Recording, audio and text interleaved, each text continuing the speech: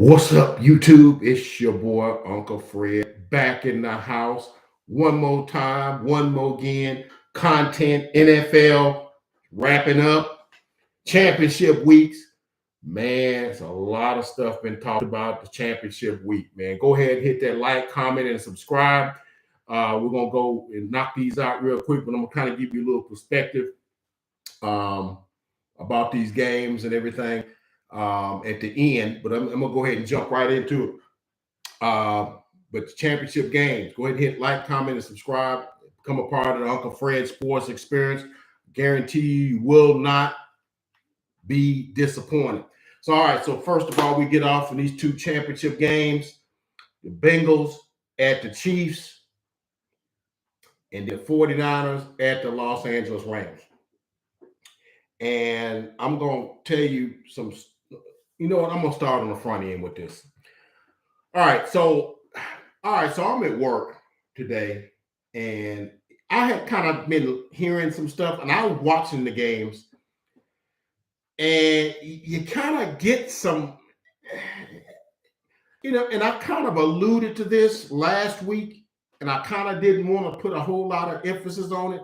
I just kind of gave you my surface level impressions. But remember when I said when I was watching the Rams Buccaneers games, how I thought it was Hollywood scripted, and at the end you expected somebody to say and cut at the end.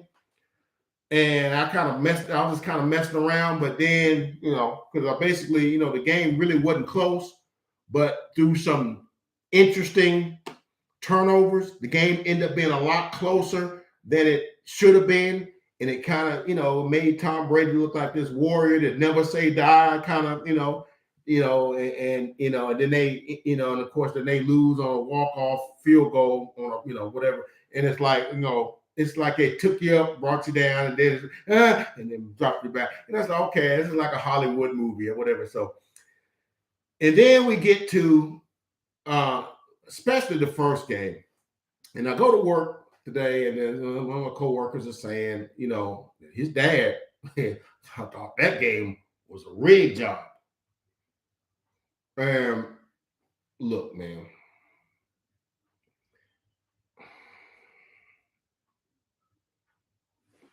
And see, you get this when you see things that go on, and you and it's like this. When things go on in games that go counter to what you expect in terms of like what a player, if you watch the game long enough, certain players do certain things. This is characteristics of this and whatnot. But then when you see something that goes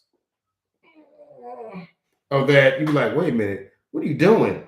And then you start hearing mom say, hey man, is the fixing, is the and see, I always have, you think stuff, but it's like, hey, but when you really peel back the layers, you're like, yeah, that can't really happen because first of all, how would they pull it off? How would all the conspirators be in the know? And then, what would be the incentive? Okay. This is professional sports. All right. Now, I will say this, man, at the collegiate level, I could kind of see that. As a matter of fact, there was some scandals that went on in the 80s and early 90s with college basketball. Everybody remembers the John Hot Rod Williams scandal with the point shavings. There was other things. He played for Tulane, and they, some people got to him and said, hey, y'all favored by this, by 12. If you win by 6, we'll give you some money or whatever. I don't know all the particulars, but I do remember that thing happening, and that kind of tarnished him when it got found out. But then, the kids in college don't get no money. So, that's kind of the incentive.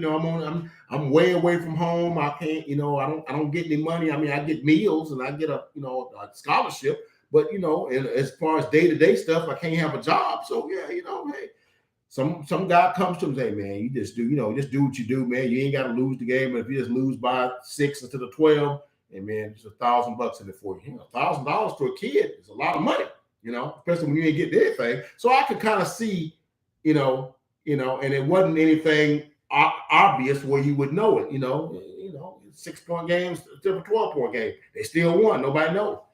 But then you see things like, I hate to bring it up, But the 2006 Rose Bowl National Championship game, probably the best collegiate football game ever played. But there was some about that, you know. And like I said, when you see things, it's like, what the heck was that all about? You have to think like, what and I'll give you a perfect example. We're gonna go into the games. You know, I'm rambling now. First quarter, USC already up 7. Okay, they're about to bust the game wide open because Texas cannot stop them. Okay, and Reggie Bush is wide open in the middle of the field and basically can run for a touchdown. Then all of a sudden decides he wants to lateral to nobody in particular. It's like, he was lateraling to a teammate, only the teammate didn't know he's been lateraling to. He blocking. Go back and watch the game. Go back and watch the replay.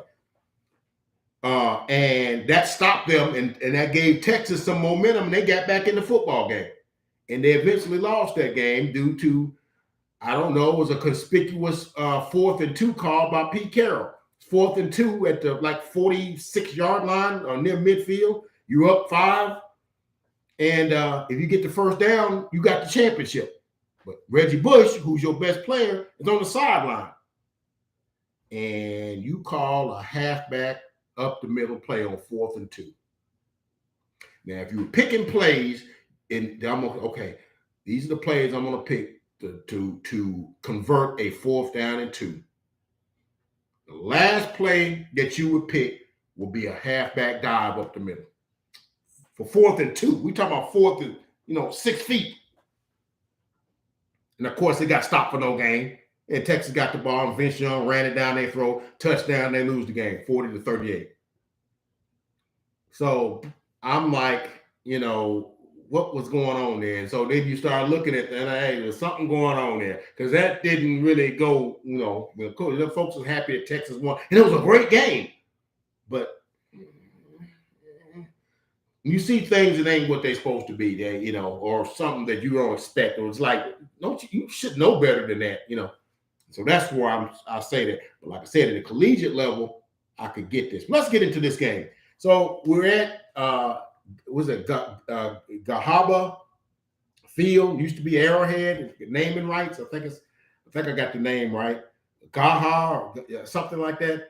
So that's what it's called now. So game comes in. Nobody gives Cincinnati a chance.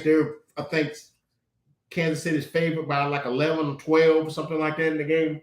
I want to say something like that. But don't get me wrong. Cincinnati's a good team. They've proven that they belong in the playoffs. So when the game starts, Bengals punt like they, and they, run their stuff and they punt. And Kansas City does what Kansas City does. Okay. First time they touch the ball. Okay. They go 11 plays, 84 yards, touchdown. Okay. Hill, 7-0. Okay. Cool. Cincinnati, kick a field goal. Okay. Go 61 yards, kick a field goal. 7-3. Okay. 7-3. We got a good game going. Then Kansas City gets the ball, goes 7 plays, 75 yards, touchdown. Mahomes does some of his magic, rolls around, goes back, cuts back the other way, and then as he's about to get sacked, flings one in the end zone to Kelsey in the end zone. Probably a precursor of some things to come. And it's 14-3. And I'm like, okay, Cincinnati, punt. 3 plays, 4 plays, punt, whatever. Kansas City gets the ball back, goes 8 plays, 72 yards, touchdown, 3-yard pass, Nicole Hardeman, touchdown, 21-3. I'm like, dang, it's not going to be a ball. I'm like, all right, Cincy. You going to make a game out of this or what? So of course they get, so now Cincinnati's like, okay, we really, not, somebody, push toward here. We're going to push toward, we're going to do something. So they go 70 yards, 72 yards, 8 plays, nice pass from Joe Burrow to Samaje Perine, 44 yards, touchdown, 21-10. I'm like, yeah, okay. And right before the half, this is the thing, this is the drive that I think, I'm like, what are you doing? What are you doing? And this is kind of where it starts.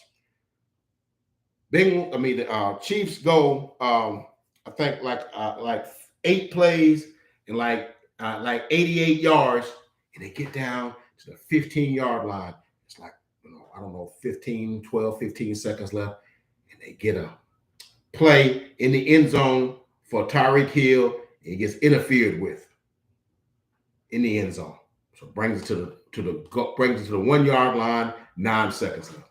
So you got 9 seconds left. You have no timeouts. Basically, probably got one play, maybe two, and we'll try to kick the field goal if we don't get it. So they try to play over the middle. It ain't open. He throws it away. Throws it out of there. Okay, fine. Second down and goal from the 1.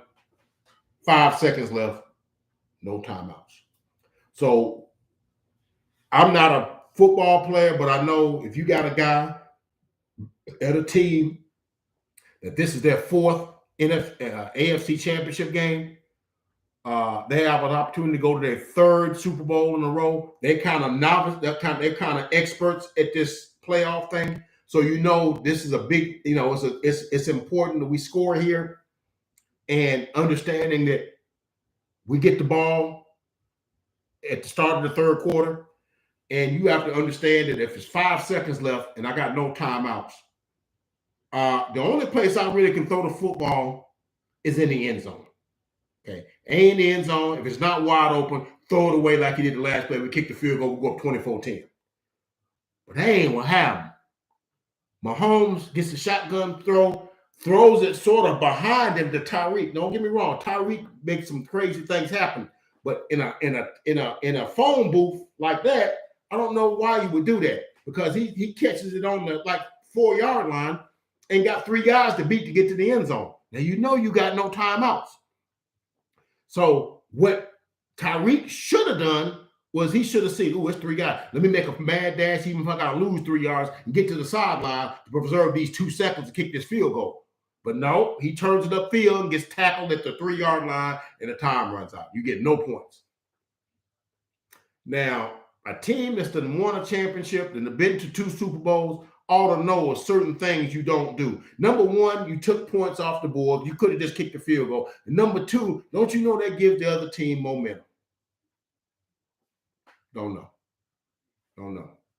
But they go into halftime, it's just 21-10. Okay. Now, you would think, well, okay, we're going to put that behind us. The second half, we're going to get this second half kickoff. We're going to run it right down their throats again. And it's going to be 28-10. And ain't nobody going to even remember that we mangled that. But they go 3-4 plays. They got a couple of first downs and punt. Okay. Bengals get it. They go down. They get a field goal, and it's 21-13. Okay. Chiefs get the ball, and they go about 5 plays and put. And what was killing them is that the whole way they was playing football was different. First half, they was doing everything. Okay. First half, they was doing everything. They was running it. They were throwing it. You saw Clyde Edwards-Helaire getting yards. I think he had about 35, 40 yards in the first half. And I think that dude, McKinnon, number 1, oh, man, he was doing things, catching passes. I thought he had 3 catches and 35, 40 yards in the first half. And ran. I mean, he's like a dual purpose running. And they kind of do different things. They was utilize them to their fullest. Second half is almost like they had a limited play sheet that only could do 1 or 2 things. And I don't know what was going on. It's like they,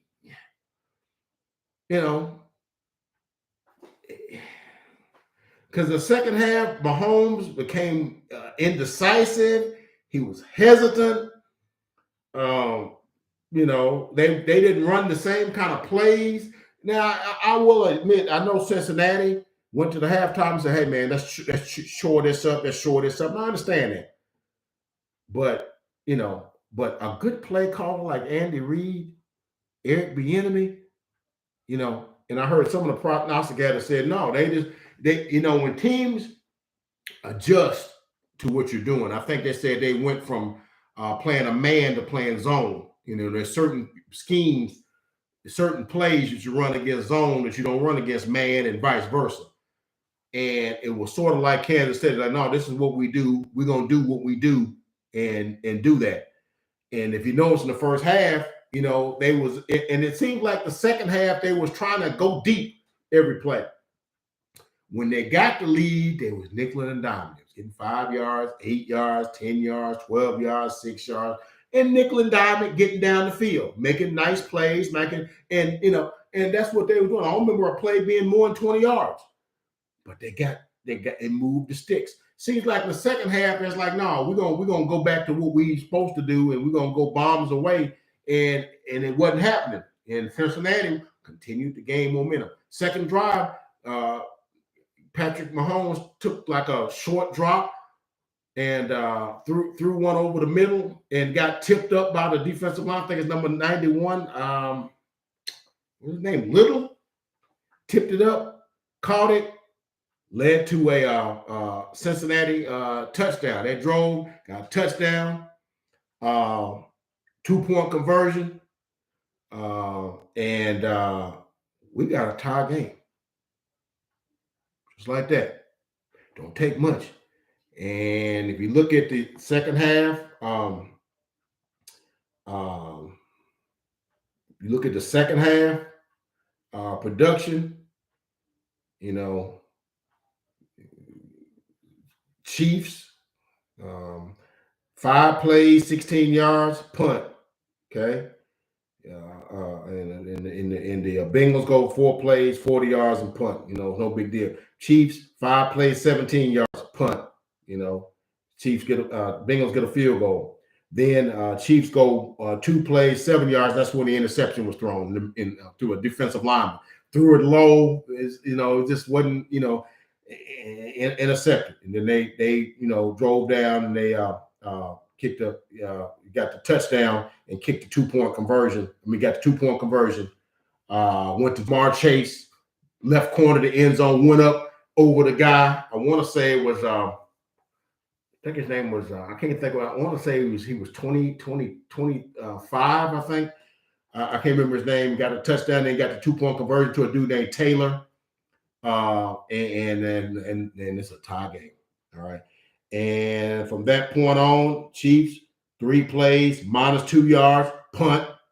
And then the Bengals threw an interception too. So I'm like, okay, they're gonna get back in it. All right, defense made a play. All right, let's stop the bleed. And then they go 3 plays, -4 yards, punt. First 3 times they had the ball, touchdown, touchdown, touchdown. They really hadn't converted but like maybe 2 first downs in the second half. Okay.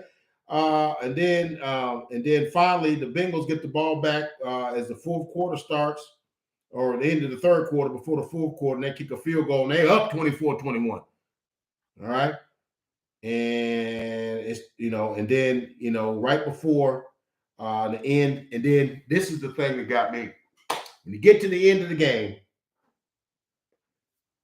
Chiefs do what they do. They get down and they drive, and they get down to they drive 49 yards and 14 plays and get like a first down at the 5-yard line with 1.5 minutes left.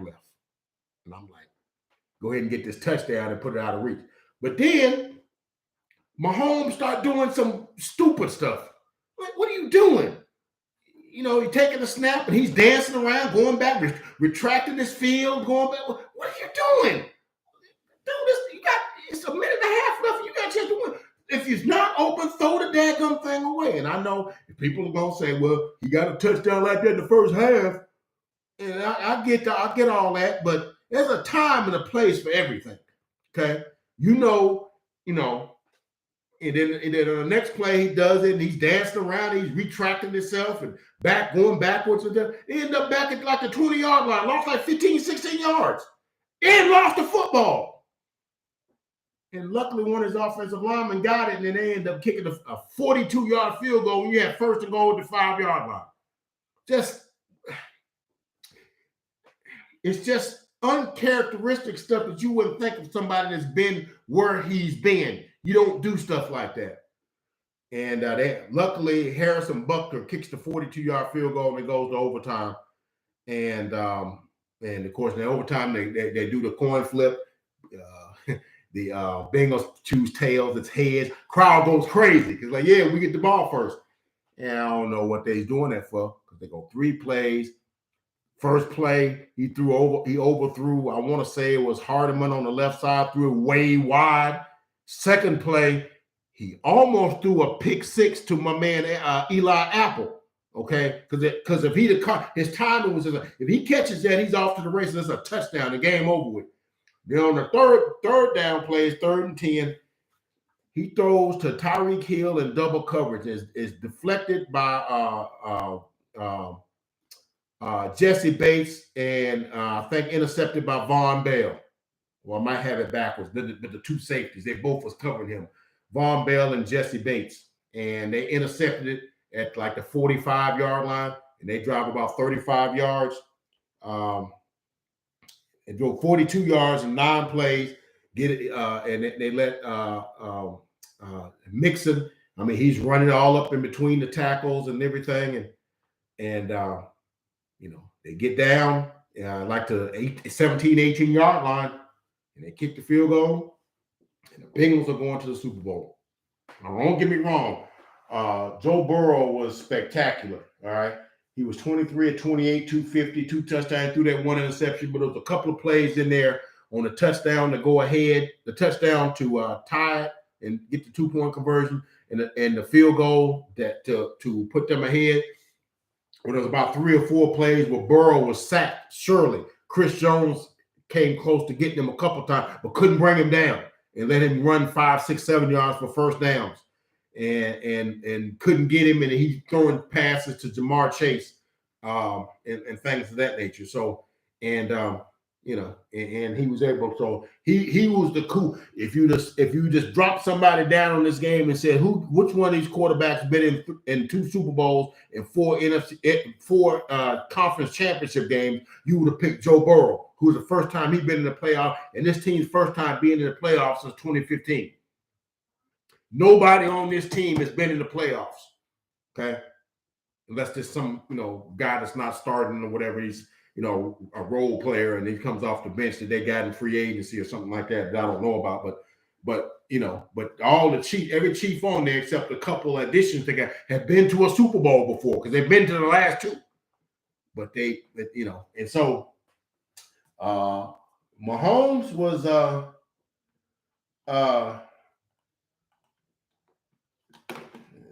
this thing off of my screen here where I can see my whole screen. All right, Mahomes was I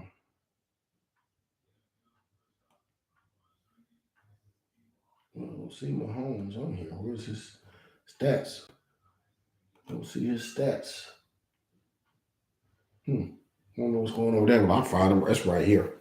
Let's go right here and get him. But I do know when I give you these stats, I'm gonna break it down to the different things. Mahomes was 26 of 39 for 275, 3 touchdowns and 2 interceptions. Let me break it down to you.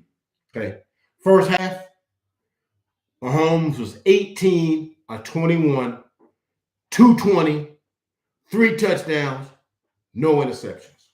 Okay. Didn't punt till the second half.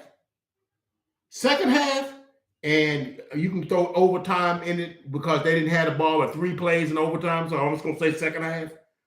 Second half, 8 of 18, 55 yards, no touchdowns, 2 interceptions. Now the same, and I think they got like 5 first downs in the second half. 3 or 4 of them was on that last drive to kick that field goal to tie the game up. So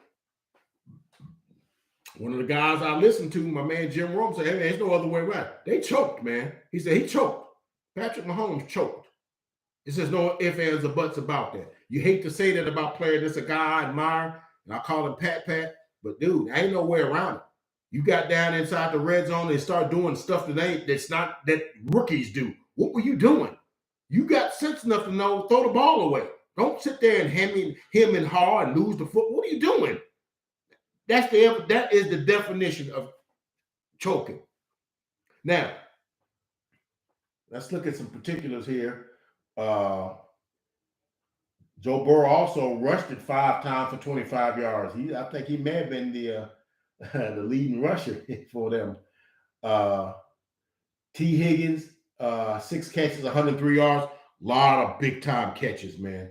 Jamar Chase, 6 for 54, a couple of third down conversions. And Samaje Perine, 3 catches to 43 yards, including that 41 yard touchdown. As for the Chiefs, McKinnon had 12 carries, 65 yards. I guarantee you 9 of them was in the first half. And I think he may have got 3 carries in the second half and didn't really get any. He really just didn't have any, nothing to their offense. Clyde Edwards was the last 6 carries, 36 yards. And they really, and the Chiefs had 375 yards of offense.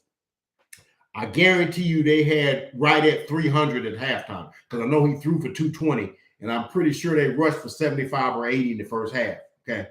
And so that means you probably had about 70 yards in the whole second half.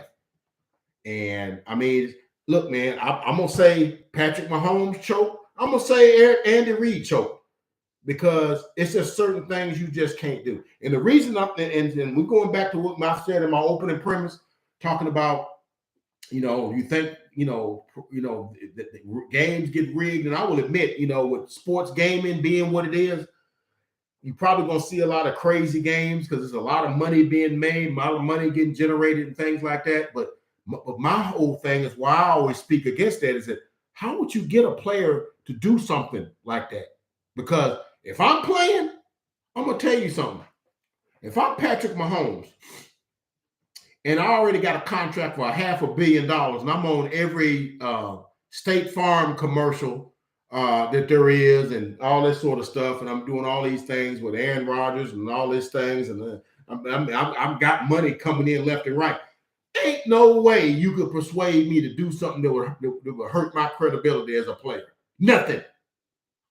Because once you got money, you got money. What you possibly could do to persuade me to do that? College, I get it, because the kids ain't getting paid. But in the pros, especially you got a guy like Mahomes, you got guys like Andy Reid making money left and right. You got, whatever. That's why I'm like, no, because what would be the incentive? Or you could say the officials, but there wasn't no egregious calls in that game, So you have to say, okay, well, guy played way less than what he, should play. Then, maybe he, whatever. But I'm like, what would you persuade him with? He got a $500 million contract and got money coming in after wazoo. Now, I know me, like I said, you couldn't ever get me to do something to make somebody think of me as something less than the professional player that I would try to be, and would label me a choker, or it could be said that I choked in a game. You can't lay that down. So that goes back to biblical. What do you be willing to give up for your soul? For money. But then you got to deal with that. So that's why I don't believe that. I just believe maybe the Cincinnati made some adjustments and whatever the case might be, and maybe you just arrogant enough not to make your own counter adjustments. The only thing I know is, man, y'all going home and y'all got a chance to do something special. And then see, the thing is, why would the NFL even be in favor of doing something like that? Because why would you not want the more popular team to grace the Super Bowl? Who wouldn't want the Rams and the Chiefs in the Super Bowl? All right? Who wouldn't? So why would you take money off your own table, viewership off your own thing? But I have been kind of understanding that most of these sports leagues are kind of not wanting teams to be set up to be like dynasties, because today's watchers, today's music lovers, they don't like their attention spans are like that. Okay. And anytime something, in the 90s when Jordan went to 8 championships in a decade and went to 6 and won all 6, and was in in those things all those times, we were just reveled in it because we was seeing greatness. But now you don't see it. You don't see teams just dominate and go like that. And I think because today's sports fan don't like dynasties. They don't like teams that want to see something different every year to keep us interested. I'm like, and so I don't know. Maybe to appease those fans, the league does that, but I don't know, man. That's just far fetched, and I'm not no conspiracy guy, but I mean, sometimes it's just things to make you think, man. Just things to make you think. But anyway, Cincinnati, congrats to the Bengals going on to the Super Bowl. Probably the least likely team. If you had took a poll of this 7 teams in the playoff, the one that's least likeliest to reach the Super Bowl, probably the Bengals would have been that team. But Joe Burrow got them boys humming. Jamar Chase, Nixon, and they got an underrated defense. But the thing I didn't understand is that, the Chiefs also allowed 4 sacks in the fourth quarter. It's almost like they couldn't. And then Patrick Mahomes kind of lollygagged himself into 2 or 3 sacks. Just BSing around. And it's things that what are you doing, Pat? And that's the things that make folks think like, okay, what are you even? But I don't know how you would, make somebody do that. So anyway. Bengals win 27-24, and they go to the Super Bowl. So the second game we got is the I wouldn't say anything was going on with this one along those lines, but it was a good, hard-fought game. The San Francisco 49ers at the Los Angeles Rams, and what's at stake? Obviously, a berth. The 49ers have beaten the Rams 6 consecutive times. As a matter of fact, Jimmy Garoppolo had not ever lost to the Rams. He's 6-0 against them as the 49ers starter. Okay, and the game kind of started off kind of like and then the other side of the equation is you got the Rams, who really I hate to keep using this analogy, basically sold their soul basically for stardom, because they gave up, a lot of stuff to get the players they got. They gave up some first round picks to get Ramsey, gave up a first and a second, some seconds to get Von Miller. They gave up 2 number 1s for Matthew Stafford. And I don't know if they gave up anything to get OBJ, but I think maybe they got something. I don't know what they did, but the point is they don't have a first round pick for a while. Now you're gonna get some players now, but the whole beauty of how this thing works is the draft kind of works because you get, I hate to say this, but cheap labor. You get guys on rookie contracts you can keep for 3-4 years without really having to pay them market value. You pay them $4 million over like $4 million over, $12 million over like 4 years, which is like $2, $3, $4 million a year, which is really chicken feed. Even for star players that are rookies. That's all you get. But see, they're giving up the rights to those kind of guys to get, guys like, you got to pay Von Miller. Von Miller's contract still got to be paid, he signed $100 and something million contract a few years ago after they won the Super Bowl. He still got some time left on that. They gave up some stuff to get Ramsey, and they got to pay him because when his contract due, you want to keep him. You got to pay him. Okay, you got to pay Matthew Stafford. You got to pay all these guys, and you don't have the luxury of drafting guys to, So, and something Stan Kroenke said, who's the owner, said, we got a pretty good development program where we can take the lesser round picks and make guys out of them. He said, heck, Cooper Kupp was a 3rd round pick. That just goes to what kind of development we got. I can't say I argue with that, but let's just get into the game. First thing, the Rams, first the 49ers go at punt. First 2 possessions, a punt. Both teams punt. Then the Rams go 10 plays, 64 yards. I guess they get a 3rd and goal from the 3, and Matthew Stafford throws it behind Cooper Kupp in the end zone, get tipped up and picked by Scott. I think it was Scott. Got picked. So right off the bat, you're looking at Matthew Stafford because here's a guy that spent 12 years in Detroit, and really is like, it's 0-3 in playoff game, but is it really him that's not good, or is it the culture that is the Detroit Lions, who are flirting with going winless almost every season. Okay. So is it that culture? Because sometimes when you got a losing culture, it's just like an infection. It just gets all over you and you can't get it off you, like a rash. It's just so maybe that's some of that. So but when you see him go down the field and then get to the end zone and kind of, throw some crap pass and then you start thinking, yeah, that's what happens with him. But luckily, the 49ers get the ball and they can't do anything and they punt. Then the Rams get the ball and they go 18 plays, 97 yards. Okay. And that they take from the end of the third quarter, from like 3 minutes and 21 seconds of the first quarter to like 8 minutes and 47 seconds of the second quarter. And they go Cooper Kupp, 16-yard pass on 3rd and 13. And, Cooper Kupp just do what Cooper Kupp do. And it's 7-0. And then San Francisco goes and they go 4 plays and they go 75 yards, 31-yard play to Brandon Ayuk, then a 44-yard touchdown pass to Deebo Samuel. And just like that, the Rams take 9 minutes and 33 seconds to get their drive. 49ers with the big play, with 75 of the yards, really 70, 80 of the yards going on like 2 plays. The 44-yard pass to Deebo and the 31-yard pass. That's like, 76 yards. So I think there was a minus play in there. So that was basically the drive. And they scored in like 2 minutes and it's 7-7. And then what I thought was a turning point in the game in the first half is that the Rams,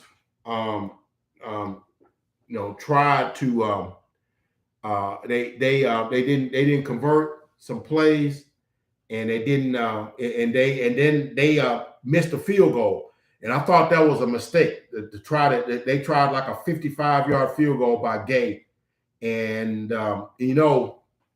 my thing is, and I thought maybe you should have punted it or maybe whatever, but you do know that on a missed field goal, the ball goes back to where the ball is kicked from, not from where, because that's where the ball is scrimmaged, or whatever. It's from the 7 yards behind. So basically you're turning the ball over to the 49ers at the 44-yard line, which means 15, 20 yards, they're in field goal range.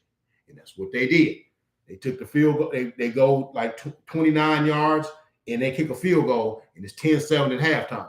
So second half, 49ers punt, the Rams get it, but there's the play. They turned it over on downs. And I thought McVay got cute because he got like a nice run on first down, first down, and he got 9 yards. And I thought he got cute and put Stafford in shotgun and tried and almost got sacked. And basically threw it away, keep him getting sacked to make it 4th and 1. I think he got 9 yards on the first. I want to say he went to OBJ. Is what he went to OBJ for like 9 yards, and then they tried some crazy stuff on. They tried to run up the middle, didn't get any yards, and then they put him in shotgun. He tried and he almost got sacked, and he threw it over to the. I think it might have been going for Jefferson, but he had to unload it. It was 4th down, and then they tried. Look, man, I think anytime you be trying to fool folks or whatever, I might would have just threw it to Cooper Kupp and let him see if he could have got the first down. But they tried running it up the middle, and then they didn't get it. And then McVay challenged it. And I'm like, I guess I get it, but you lose a timeout if you don't get it. And he didn't get it. And then the 49ers get the ball. They go 59 yards in like 10 plays. Kittle, touchdown. It's like with about 3 minutes to go in the third quarter. It's 17-7. And I'm like, wow, 49ers getting ready to be 1988 all over again, because that's the year that the Bengals and the 49ers was in the Super Bowl. Y'all young folks probably know about that. That's the last time them two teams was in it. But I digress. But the Rams, man, I thought this was huge, man. This was huge. They get the ball, and you might want to call it the Cooper Kupp drive, because he was getting everything. And Cooper Kupp and what's the tight end's name? Blanton, who caught the touchdown last week against the Buccaneers, really didn't catch but 3-4 passes all year, and I called him a special teamer. That's probably all he was doing. Kendall Blanton played in this game. He ended up with like 5 catches and 57 yards. But on this particular drive here, this drive ended in the end of the third quarter, going into the fourth quarter. Kendall Blanton had like a 20-yard catch and then a 9-yard catch to get it down to the 11. And then on like third down, Cooper Kupp got my man Williams on almost like a little out and around up route. Kupp in the end zone, touchdown, 17-14. Cooper Kupp got 2 touchdowns, and it's 17-14. Okay. Then the 49ers, they can't move the football. They get a couple of drives, and I thought they got cute too because they had some nice runs to Mitchell, throws. He got a couple of nice throws, and Deebo Samuel caught a couple. He got one first down where he took number 51 and he drugged him. And then another play, Deebo Samuel got hit, and they tried to call personal foul, and they looked at it and said, nah, Deebo Samuel looked like he was out for the count, but he bopped right out, went to the sideline, come right back. That's what I love about Deebo. You can hit him, but he coming right back. He came right back in the game. And but they got like a 9-yard play on first down, and they tried second down and tried a run to I think it was a run to Huchek, and he got 9 yards. Then they tried a run to Mitchell, and he lost a yard. And then they went back to Huchek again, and he didn't get it. And then when he didn't get it on third down, and it was going to be 4th and 2. McVay challenged it because he thought Huchek fumbled. I'm like, what are you doing? You're getting the ball back. What are you doing? Why would you waste your last time out if you don't get it? Because even if it is, you got the ball, but you're getting the ball anyway. And I thought Troy Aikman said it right. He said, I think McVay is reaching right now because I don't know what he saw in there. And he did kind of lose it, but it was obvious he was already down. And I'm like, why would you rush and get that? You getting the ball back. And then Shanahan was like, and by them looking at that so long, it gave him an opportunity to discuss some things. So they decided to come back on the field, but they didn't go for it. They just tried to draw them offside. They didn't, so they ended up punting, and they punted. And then the Rams get the ball to the 15. This is the play everybody's talking about, but I didn't think it was as big as everybody else did. With about 9 minutes and 47 seconds to go in the quarter, I think it may have been first down. Stafford throws deep down the middle for I think he's going for Jefferson. He kind of underthrew it. Jefferson kind of was open, and it hit. I think his name is Takari Tart. Hit him right in the hands, and he dropped it. And So everybody was like, man, we're going to come back and we're going to see that play right there because that would – and look, granted, I think that would have maybe changed a little bit, but understand it's 17-14, and that pass was really like a punt. And so, it would have been all right if he'd have called it and they'd have, they might could have done something with it.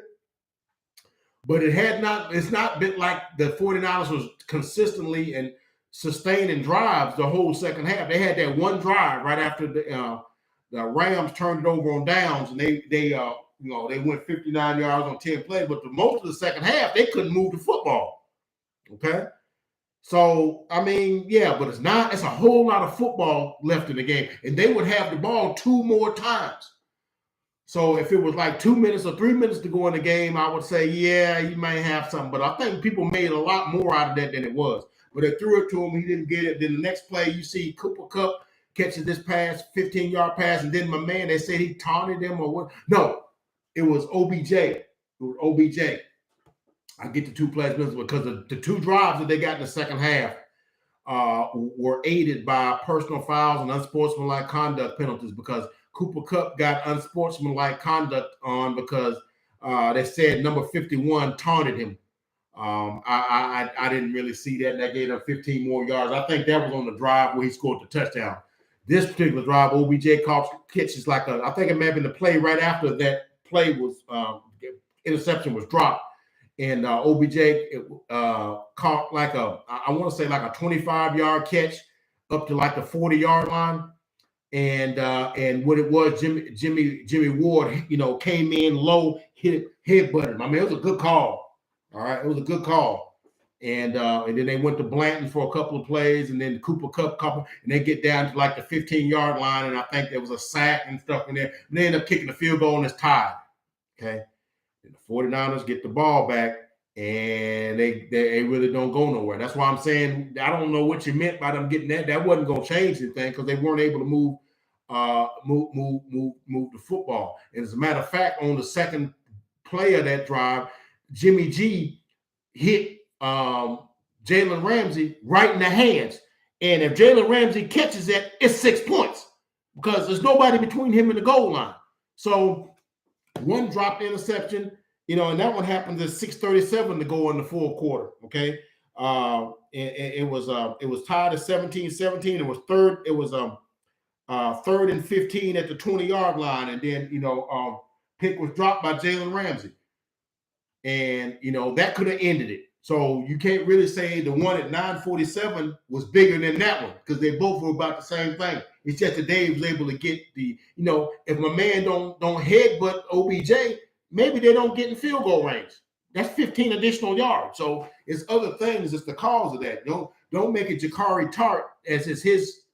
And he took it hard. He went to Twitter and said, I take full blame. I let my guys down. I'm like, dude, don't take that burden. There's a lot of blame in that. And I just think the Rams are the better team. And so they get the ball back and they drive, and it's Cooper Kupp, and it's OBJ and it's Blanton, and they get down to like the 30-yard line and they kick a field goal. As a matter of fact, they go.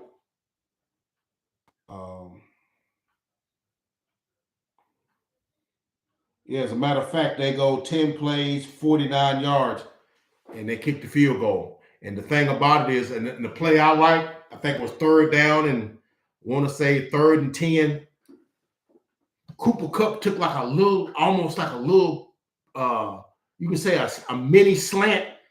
Ball was here, fender's right here. He caught that thing and was gone. And cut back across the middle, went down the sideline. It was like a 25-yard catch down to like the 20-yard line. And then he lets out the primal scream. And I'm like, go on, Cooper Kupp. Do your thing, boy. And because he knew this gets us in field goal range. And when it's like when you start to feel that this thing is going y'all's way, and that's if we don't whatever the bed, we got this. That's when you see that emotional outburst by Cooper Kupp. And he has the ball and he's like, ah! I knew what I was feeling that. I knew what he was feeling. And then they ran a couple of plays. They got Blanton a couple, and they get down to like the 20-yard line or whatever, and they kicked that field goal. And with like a minute and 45 seconds left, and 27. And I think they made the 49ers use a couple timeouts. And then, then Jimmy G gets the ball on his own 20 and he throws one to Jennings, loses 2 yards, a 2nd down and 13 from like I think it was like the 25-yard line, goes back to the 22. And then on 2nd down, he throws incomplete. I think he was going for I want to say he was going for Ayuk. It wasn't open. He just threw it. And then on 3rd down, just remember it's 3rd down and 13 from the 22. And he got pressure immediately from Aaron Donald. Aaron Donald blew up the guard in the center and went between them and was on Jimmy G before he could even get going. And Jimmy G, to his credit, got away for a second and had to just get, because you can't take a sack, because you can't let it be 4th and 20, or 4th and 22. You can't let that, because you really have no chance. So what he did with it, he was going down and he flipped the ball up, and I can't think, I want to say it was Mitchell. He's going down. So really he just throws it in the guy and it hits his hands. And then it gets intercepted by, I want to say his guy's name is Miller, I think. and he intercepts it, and that's pretty much the ball game. And you know, that was pretty much it. No, it was intercepted by Howard. Okay, 3rd and 13 from the 22, and Howard intercepted it, and the Rams was able to celebrate. Now, I heard a lot of things after this game about, you know, Jaquiski Tart. He might have cost them. I'm like, 9 minutes and 47 seconds left. I mean, it was a factor, but his drop of an interception wasn't no more costly than Ramsey's 2.5, 3 minutes later. That really, because I mean, what if the 49ers, because I know it was 3rd down though, so I do get that. But but it didn't. And then a lot of people were saying, well, that's the lasting image of Jimmy G. And I heard some people on Facebook saying, Jimmy G, what are you doing? You just threw your team right out the playoffs. I'm like, what did you expect him to do? He got pressure immediately. It ain't like you can just eliminate Aaron Donald. Aaron Donald is the nastiest defensive lineman in the NFL. Probably a top 3 or 4 player in the NFL. Some people think he's the best. You not getting away from Aaron Donald. So yeah, what did you want him to do? Take the sack? So I mean, he tried to play, it didn't work. He flipped it. I give him credit for trying. What did you expect him to do? He got pressure. Second half, and if you want to blame somebody, blame Kyle Shanahan for some of his play calling. Rob Parker said something about where was Deebo Samuel? Deebo Samuel's caught some passes in the second half, but the thing is, the reason they was able to run the ball and was able to do some things in the first half and a little bit in the third quarter was because when the game is in the trenches, in the balance, and you don't know if the team is running it or passing it, and really the Rams didn't get a sack at all in the game. And because they were concentrating on stopping the run, because if you go all out to rush the passer, what happens is they especially with a play caller like Kyle Shanahan, he'll throw some misdirection stuff up underneath you, and the guy's gone for 50 yards. That's why you play it safe and just kind of stay the line of scrimmage, stack the line of scrimmage, and just play at the line of scrimmage, and then just don't let them, And so as a result of that, when the game got to be where you need a throw and the running game is no longer a factor, like you down 20-7, 20-17, fourth quarter, minute and a half left, running game you're not fixing to run the ball there. Now with one timeout left and you 75 yards away. So as a result, the 49ers only ran the ball for 50 yards. The Rams stuffed them at the line of scrimmage. And it made at the end of the game, you had to make Jimmy G make a play, and he wasn't able to make it. And that's the game. That's what it all came down to. And at the end of the day, Jimmy G was 16 of 30, 232, 2 touchdowns, and 1 interception. That 1 interception he threw at the end of the game, where he was really, 3rd and 13, he just flipped it up and it hit his hands, but it went in the air and got intercepted. The other guys, I mean, Elijah Mitchell, 11 carries, 20 yards. I mean, what are you going to do with that? Deebo Samuel, I don't shoot, I'll find them right here. My whatchamacallit has let me down. My website has let me down. But Deebo Samuel was like 7 carries for 26 yards, so really, and Garoppolo was 1 for 4. That was your running game, And really, like I said, nobody really ran the ball in that game. It was really a tough in between the trenches kind of game. Akers ran it 13 for 48.